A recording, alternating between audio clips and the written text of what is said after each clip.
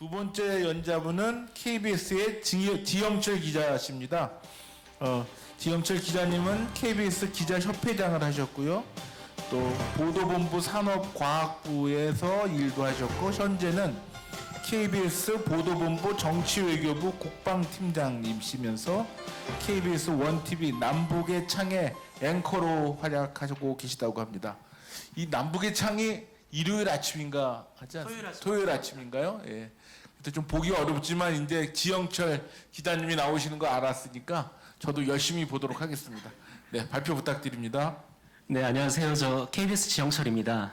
저는 한 16년째 하고 있고요. 취재도 해보고 편집도 해보고 다른 어떤 이런 TF 취재도 해보고 그래서 그런 어떤 인연 때문에 한국기자협회가 정신건강 보도 권고 기준 그 가이드라인을 제정을 할 때 제가 참여를 하게 됐습니다. 그래서 지금 제가 이제 남북의 창 이걸 하고 있는데 그래서 매일마다 이제 북한 뉴스를 보는데 최근에 지난주에는 그런 뉴스가 있었어요. 김정은이 평양에 준공하는 종합병원을 방문을 했는데 소아과, 내과, 치과 이런 게 있는데 중독과라는 게 있더라. 그래서 그걸 분석하신 우리 남한 전문가가 정신건강이나 정신질환에 대해서 언급을 금기시하는 북한 내 사회 분위기가 반영이 돼서 정신과라고 안 하고 중독과라고 이렇게 표기를 하는 것 같다. 이런 분석이 있었습니다. 네. 저는 이제 권고 기준 이전에 이거는 제가 짧게 그냥 설명하고 넘어갈 거고요. 그 다음에 어떤 과정을 거쳐서 우리가 권고 기준을 제정을 하게 됐는지, 그 다음에 이제 하늘양 사건이 이거를 발표하고 나서 한 두세 달 있다가 이제 이 사건이 터졌는데, 이때 직접 취재를 해본 기자를 좀 만나서 좀 얘기를 좀 들어봤거든요. 어떤 식으로 이게 보도가 이루어졌고 하면서 좀 어려운 건 없었냐 했더니 되게 할 말들이 많더라고요, 그 친구들이. 그래서 그러면 우리가 만들어 놓은 준칙들이 그러면 얼마나 유용할 것인가 이거에 대해서 좀 말씀드리고 그 다음에 그러면 이 준칙을 어떻게 좀 우리의 그 현상에 좀 더 안착을 시킬 것인가 이런 거에 대한 제언 같은 거를 얘기를 하려고 합니다. 예전에는 그러니까 이런 보도들이 되게 비일비재했죠. 그래서 이제 저는 제가 이제 한 2022년 그쯤에는 제가 이제 방통위하고 방심위를 제가 출입을 했었어요. 그래서 방심위를 출입을 하게 되면 이제 이런 보도를 하면은 누군가 민원을 내거나 아니면 그쪽 사무처에서 파악을 해서 심의에 올라오면 이제 그 위원들이 일종의 이제 양형을 결정을 하거든요. 이거는 의견 제시다. 이거는 주의다. 왜냐면 이게 이쪽에서도 이렇게 노력을 한 걸로 알고 있는데 심의에 관한 규정이 2020년도에 이렇게 생겼거든요. 이렇게 생겼기 때문에 이걸로 따지면 이렇게 보도를 하면 안 되는 거죠.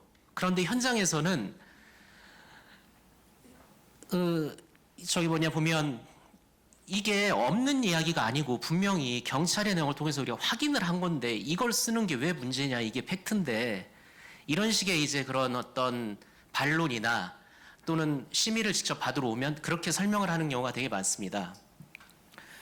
근데 근데 요즘에 이제 이런 것들이 굉장히 줄어들기는 했죠. 왜냐하면 제가 이거 관련돼 가지고 심의를 했던 거 그 회의록을 찾아보니까 인용을 한 건 맞는데 이건 좀 신중해야 된다. 그러니까 기자들이 아직 잘 인지가 안 돼 있다.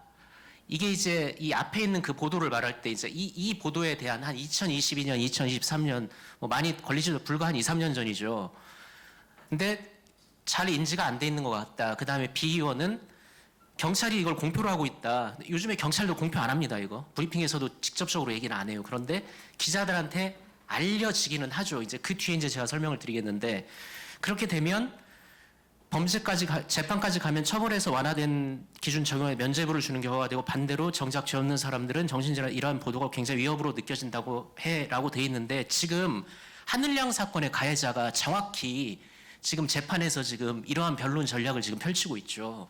본인이 명 무슨 교사가 지금 이렇게 돼가고 있는데 그래서 이런 상황에서 이제 기자협회에서 이렇게 모여서 수차례 좀 회의를 했습니다. 4번 정도 대면회를 하면서 저희들이 이제 기존의 어떤 준칙이나 이런 것들을 지원단에서 다 해외 사례까지 다 모아줘가지고 그런 것도 검토를 하고 그리고 좀 저는 여기서 인상 깊었던 게 이 어떤 정신질환에 관한 뭐 의학, 그 다음에 복지 쪽, 그러니까 의료인, 그 다음에 학계, 그리고 저희 이제 기자들도 어떤 뭐 레거시 미디어부터 해서 뭐 통신사 기자들도 있었고, 그 다음에 이제 뭐 마인드 포스트 와 계신데 그런 이쪽에 뭐 우리 말로는 이제 전문지라고 하죠. 그러니까 전문지 기자들도 모여가지고 계속 이렇게 회의를 하다 보면 약간 서로 이 각자 힘을 주는 어떤 포인트나 또 중요시하게 보는 것들이 좀 다르다라는 거, 이거 관점의 차이가 확실히 있다라는 걸 많이 느꼈습니다. 아무튼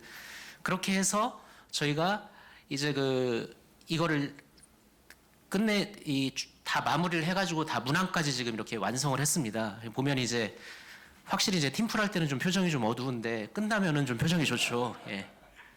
약간 이렇게 어려운 논문 마감한 것 같은 그런 표정이고, 그 다음에 후배가 기사를 개떡까지 써서 보냈는데 내가 잘 고쳐서 승인을 냈다, 약간 이런 표정이에요 지금 보면.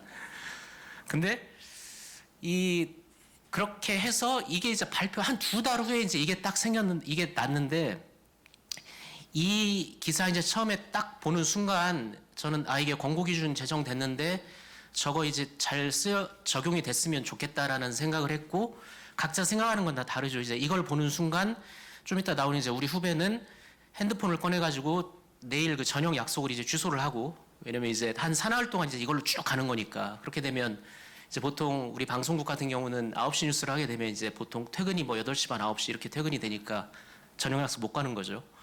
근데 이제 이게 발생을 한 날 이제 지상파 3사가 다 이제 이런 식으로 다 이제 보도를 했습니다. 근데 여기 보면 쭉 이렇게 가는데 이제 그 발생한 날 이렇게 이제 딱 나간 거예요. 뭐냐면 이제 그쪽 이제 지역에서는 발생한 학교 앞에서 기자가 이제 라이브를 타는데 자막도 이렇게 나가고, 그다음에 이제 멘트가 이렇게 나갔거든요. 근데 이걸 딱 보는 순간 이제 이제 이건 저 방향으로 이제 한동안 2, 3일 동안은 가겠구나, 이렇게 생각을 했죠. 근데 아니나 다를까 이제 이게 발생 당일날 이렇게 나와 버리니까, 제가 이제 그 대전에 있는 그 기자 이제 한 3, 4일 동안 계속 취재를 했던 기자한테 물어봤거든요. 야, 이거 너네 났을 때 어떤 생각이 들었냐. 그러니까 자기들도 발생 당일은 안 쓰는 건 안 맞는다고 생각을 해서 안 썼는데 타사에 다 나오고 대중들이 관심사니까 이게 안 쓰는 게 의미 있냐는 시점이 돼버리니까 어쩔 수가 없었다라고 말을 하더라고요. 그러니까 우리 기자들이 여기 이제 현업에 계신 분들 많겠지만 남들이 다 안 쓰는데 나만 쓰면 단독이고 이거는 힘들지만 되게 기분이 좋죠. 근데 남들이 다 쓰는데 안 쓰는 건 더 힘들어요. 왜냐면 그건 되게 기분이 나쁘거든요. 막 찝찝하고 안 따라갈 수가 없어요. 그래서 근데 이제 가해자 진단서 보도가 타사에 나왔는데 이것도 그냥 따라갈 수가 없어서 이제 의원실을 통해서 확인을 해보니까 팩트라고 해서 일단 기사 처리했는데 쓰면서도 이게 맞나, 이렇게 써도 되나, 이게 뭐 이런 생각이 막 들었다는 거예요. 근데 이제 걔가 그러면서 이것까지만 물어보니까 줄줄 이런 얘기를 하는 거예요. 그러니까 하늘양 사건도 그렇고 유력 정치인 사건을 조사하던 공무원이 자살을 한 적이 있었거든요. 제가 이제 뭐 구체적으로 이야기 이 사람이 특혜를 받았냐 안 받았냐 해서 이거를 조사하던 권익위 담당 공무원이 자살한 적인데, 이것도 이 기사를 써야 되나 말아야 되나, 그럼 썼을 때 자살이라는 거를 보여주는 여러 가지 정황들을 썼는데 뭐 데스크는 이거를 갖다가 좀 더 뭐 표현을 해라 말하면서 막 그런 어떤 어려움들이 굉장히 많이 있었다고 해요. 그래서 너 그러면 이 권고 기준을 알고 있었냐 했더니 알고는 있었는데 내가 이걸 어떤 식으로 이걸 접했는지는 잘 얘가 기억을 못 하더라고요. 그리고 이거는 이제 이 지역에서 이걸 취재했던 기자고, 이거는 이제 서울에 있던 기자인데 가해자가 복직을 어떻게 했는지를 갖다가 이제 다음날 이제 아이템을 한번 취재를 해봐라. 그래서 우울증과 범죄와 연관성을 판단이 어려운데 경찰을 직접 접촉을 할 수가 없었다. 이게 뭐냐면 수사한 경찰을 전화를 해서 물어보더라도 이거 굉장히 민감한 거기 때문에 얼굴이라도 한번 보고 이렇게 뭐 평소에 아는 기자라면 돌려서라도 이야기를 해주거나, 아니면 우리가 취재를 하는 게 타사에 나오거나 연합뉴스에 나왔다고 해서 그대로 쓰는 게 아니라 굉장히 민감한 거는 직접 취재를 해봐야 되거든요. 그래서 이 사람이 검사나 경찰이 나한테 말하는 어떤 뉘앙스 같은 거, 돌려 말하는 거, 그러니까 이런 거를 종합적으로 판단을 해서 이걸 쓸지 말지를 결정을 하는데, 이게 안 되니까. 왜냐면 서울에 있는 기자가 해당 취재하는 대전에 있는 그 경찰서한테 전화를 한다고 해도 생전 듣도 보도 못한 기자인데 KBS 누굽니라고 전화한다 한들 제대로 알려줄 리도 만무하고, 막말로 이 사람이 진짜 KBS 기자인지 아니면 사칭하는지 어떻게 알아요? 그러니까 그런 건 얘기를 잘 안 해줘요. 그래서 이걸 해야 되냐 말아야 되냐라고 고민을 하고 있는데 이미 모든 언론은 이미 다 그냥 그렇게 가고 있다는 거예요. 그래서 계속 경쟁을 하면서 좀 뭐 새로운 팩트는 어떻게 해볼까라는 걸 생각을 했다고 합니다. 그래서 자살이나 정신건강 보도에서 낙인 효과를 이제 어느 정도는 다 기자들이 다 따로 교육을 안 받아도 다 인지는 하고 있는데, 그런데 인지는 하고 있는데 내가 지시를 받은 이상 이거를 탄핵을 하려면 내가 이거를 훨씬 더 많이 알고 있어야 되는데, 그러니까 기사는 쓰는 것보다 킬 시키는 게 더 힘들거든요.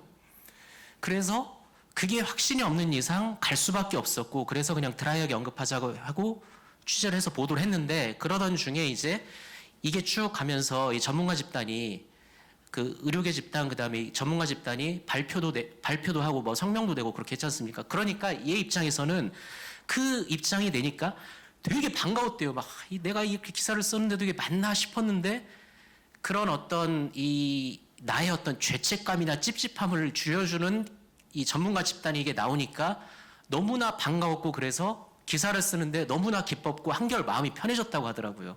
그런데 너 그럼 정신건강보도 권고기준 알고 있었냐? 알았대요. 어떻게 알았어? 하니까 그 취재를 하다 검색을 하다 보니까 한 2달 전쯤에 이게 권고기준이 발표가 되면서 우리 기사가 나갔거든요.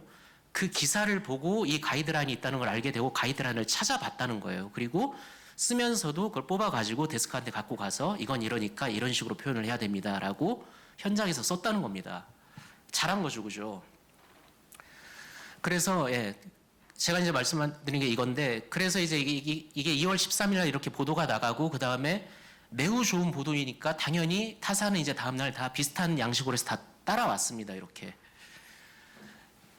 자, 그러면 권고 기준이, 우리가 만든 권고 기준이 되게 옳아요. 되게 당위적이고 바람직한데, 이 언론 현업인들은 바람직한 것도 중요하지만 또 너무나 당위적인 거는 약간 좀 체질적으로 거부감이 있거든요. 그러니까 이게 유용해야 되잖아요.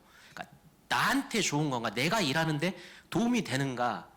그런데 그렇게 했을 때 이게 언론의 여러 가지 상업주의, 그 다음에 정신질환이나 이런 거에 대한 걸 어떻게 막 내세워서 사람들의 눈길을 끌고 클릭수를 유도하는 그런 어떤 상업주의, 그런 거로부터 나를 보호할 수 있고, 또 회사마다 분위기는 다르겠지만 기사를 쓰면 그 위에서 좀 더 약간 좀 섹시하게 고친다거나 이런 걸로 이렇게 서로 이 의견 충돌을 빚는 경우가 굉장히 많습니다. 그러니까 압력은 밖에서도 있지만 안에서도 있는 거거든요. 그런 내외의 압력에서 기자 자신을 보호하는 그런 방패가 된다는 사실을 이제 그 친구들의 어떤 사례에서 제가 좀 느꼈던 거예요.